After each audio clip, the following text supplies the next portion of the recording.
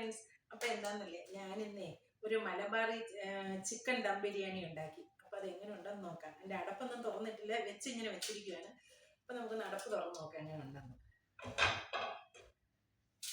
പിന്നെ കത്തിയിലൊക്കെ വെച്ച് നല്ല അടിപൊളിയായിട്ട് അടച്ച് വെച്ചിരിക്കുക. ആഹാ, നല്ല അടിപൊളിയായിട്ട് വന്നിട്ടുണ്ടേക്കാം. ഇതിന്റെ അടിയിൽ നമ്മൾ ചിക്കനൊക്കെ വെക്കുന്ന നല്ല എരി ഇട്ടാണ് ഞാൻ വെച്ചത്. ഇവിടെ മാഡം ഇല്ലാത്തതുകൊണ്ട് അപ്പൊ അവിടുത്തെ കൊച്ചിന് ഞാൻ ഇതിന്റെ മുകളിൽ നിന്ന് കുറച്ച് ഇനി കോരി മാറ്റട്ടെ. നല്ല റൈസൊക്കെ നല്ല പാകത്തിന് വെന്തിട്ടുണ്ട്.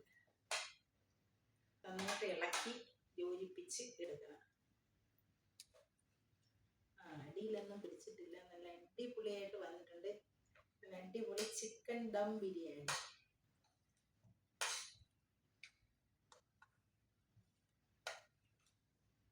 പീസൊക്കെ നന്നായിട്ട് വെന്തിട്ടുണ്ട്. അടിപൊളിയാണ്. ഞാൻ ഇതൊന്ന് പാത്രത്തിലോട്ട് എടുക്കാം.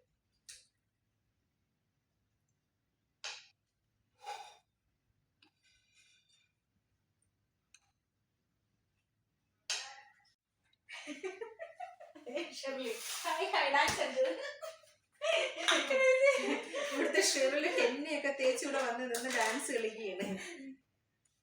അപ്പൊ ഞാൻ റൈസ് ഒന്ന്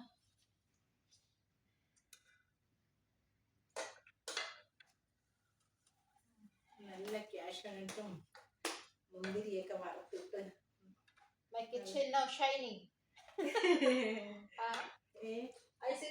നാരങ്ങ അച്ചാറുണ്ട്, സലാഡ്,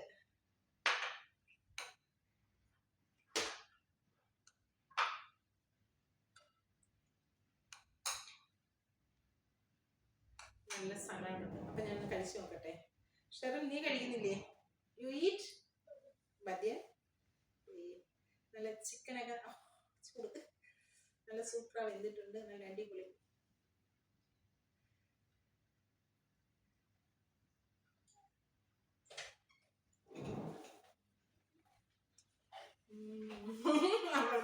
ഗോഷ്ടിയാണ് ഇന്ന് ഷെറിന്. നല്ല സൂപ്പറാട്ടോ, അടിപൊളി ടേസ്റ്റുള്ള നല്ല ചിക്കൻ ദം ബിരിയാണി. അടിപൊളിയാ. അപ്പം അടുത്ത വീഡിയോ കാണുമ്പോൾ ബൈ.